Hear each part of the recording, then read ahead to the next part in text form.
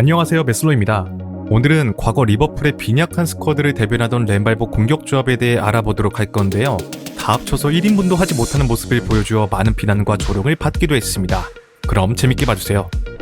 13-14 시즌 리버풀은 SSS 라인이라고 불리는 수아레즈, 스털링, 스터리지 삼각편대를 앞세워 매서운 득점력을 보여주며 우승 경쟁을 펼쳤습니다. 비록 아쉽게 준우승에 머물렀지만 전통명가 리버풀이 다시금 정상에 도전할 수 있음을 입증한 시즌이었는데요.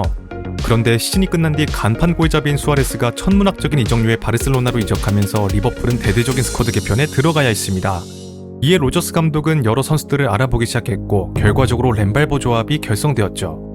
우선 램발보의 램버트는 수아레스가 떠나기 전 79억 원을 주고 일찍이 영입을 확정지은 선수로 그는 사우스햄튼의 간판 스트라이커이면서 구단의 깜짝 돌풍을 이끈 장본인이었습니다. 놀랍게도 로저스 감독으로부터 수아레스와 스터리치의 백업 역할을 맡게 될 것이란 명확한 이야기를 듣고 리버풀에 합류한 것이었는데요.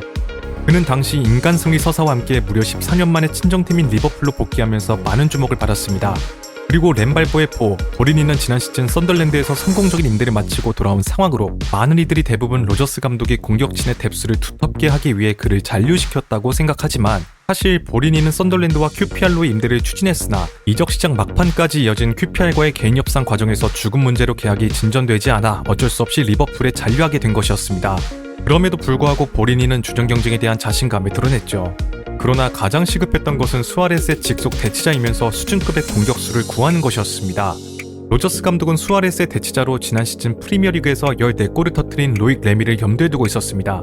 그리고 그가 메디컬 테스트를 받고 있다는 소식이 보도되면서 이적이 기정사실화되는 분위기였는데요. 그런데 갑자기 그가 메디컬 테스트에서 탈락해 이적이 불발되었다는 소식이 전해졌습니다. 리버풀과 QPR 두 구단 측이 정확한 이유를 밝히지 않아 많은 의문을 자아냈죠. 그러자 QPR의 감독인 레드넵은 레미는 뉴캐슬 프랑스 대표팀에서 메디컬 테스트를 받은 바가 있고 그보다 더 건강한 선수를 찾아볼 수 없을 정도인데 그가 탈락한 것이 이해가 가지 않는다. 분명 리버풀이 마음을 바꿨거나 다른 선수에게로 관심을 돌린 것 같다라고 주장했습니다. 레드넵의 말 맞다나 리버풀이 얼마 뒤 발로텔리를 영입했다는 소식이 전해지면서 의심은 더욱 증폭되었는데요. 즉 발로텔리의 영입으로 급 선회를 하기 위해 로익 레미의 메디컬 탈락이란 방법을 사용했다는 뜻이었습니다. 여담이지만 리버풀로 이적에 실패한 레미는 첼시로 이적하게 되었고 쏠쏠한 활약으로 리그 우승에 힘을 보태게 되죠. 자, 그렇게 발로텔리가 합류하게 되면서 전설의 램발보 조합이 완성되었습니다. 발로텔리의 경우 지난 시즌 밀란에서 무려 18골을 터뜨리며 팀의 부진 속에서도 좋은 골 감각을 보여주었다는 평가를 받았습니다. 하지만 밀란에서도 어김없이 숱한 잡음을 일으켰고 참다 못한 밀란이 결국 리버풀에 매각한 것이었는데요. 따라서 팬들은 그가 영입되자 팀의 분위기를 흐리지 않을까 우려의 목소리를 보내기도 했습니다. 구단도 불안했는지 발로텔리와 계약하면서 이색적인 조항을 추가했다고 하죠.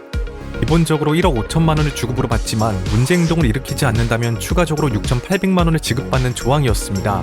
또한 로저스 감독과 에이전트가 발로텔리로부터 말썽을 피우지 않기로 약속까지 받았다고 전했는데요. 이렇게 스터리지, 스털링, 쿠티뉴에 대해 램발보 공격진을 추가로 구축하며 스쿼드를 개편한 리버풀은 기대와 우려 속에서 14-15 시즌을 맞이했습니다. 그런데 시즌 초반 핵심인 스터리지가 예상치 못하게 장기 부상으로 이탈하면서 발로텔리 원톱 체제로 전술이 변화되었습니다. 그러나 그는 시즌 절반까지 최악의 골 결정력을 보여주며 도무지 득점을 성공시키지 못했는데요.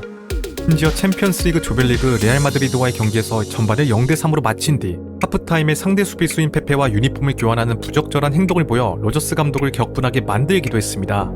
이렇듯 부진에도의 팀 분위기를 흐리는 행동들까지 하자 로저스 감독은 백업인 램버트에게 선발 출전의 기회를 부여하게 되죠. 자, 램버트는 사우스햄튼에서 그랬던 것처럼 이선을 넘나들며 동료들과 연계 플레이를 펼쳤고 스털링과 같은 이선 자원들이 돋보이도록 만들어주었습니다. 피지컬을 이용한 포스트 플레이도 가능했기에 전방에서 공격의 활로를 뚫어주는 역할을 해주긴 했는데요. 하지만 전체적으로 리버풀이 지난 시즌처럼 공격의 속도감을 유지하는 데 있어서 부족함을 느끼게 만들었습니다.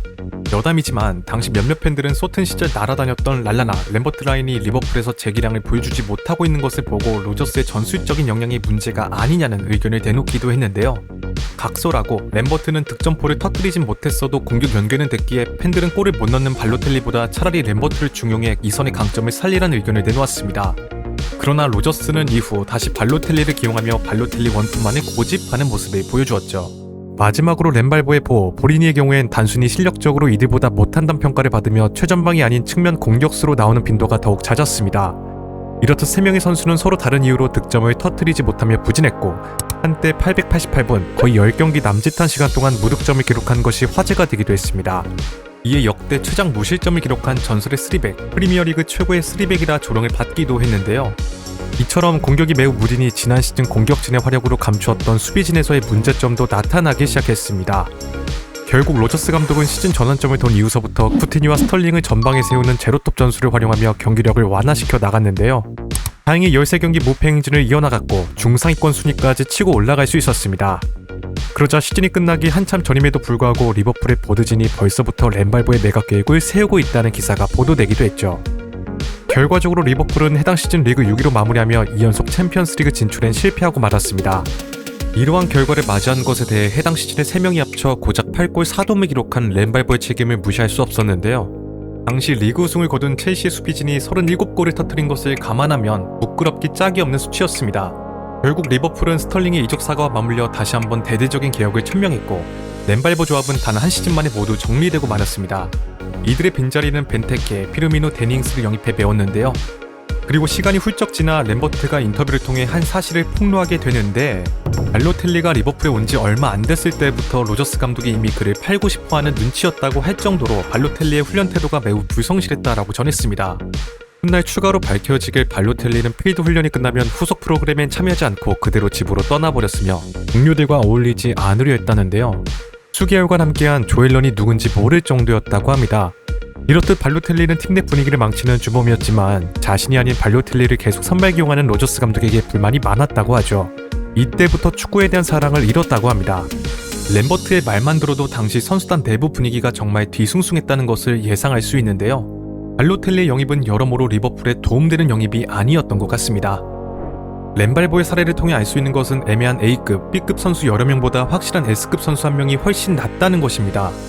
이후 리버풀이 애매한 선수들보다 확실한 선수들을 영입하는 방향으로 전환한 것을 보면 당시의 경험이 구단에게도 큰 교훈이 되지 않았나 싶은데요. 자, 여러분들은 오늘 이야기를 들으면서 어떤 생각이 드셨나요? 댓글로 의견을 남겨주시면 감사드리겠습니다. 자, 오늘의 영상은 여기까지입니다. 재밌게 보셨다면 좋아요와 구독을 부탁드리며 다음에는 더 재밌는 컨텐츠로 찾아뵙도록 하겠습니다. 감사합니다.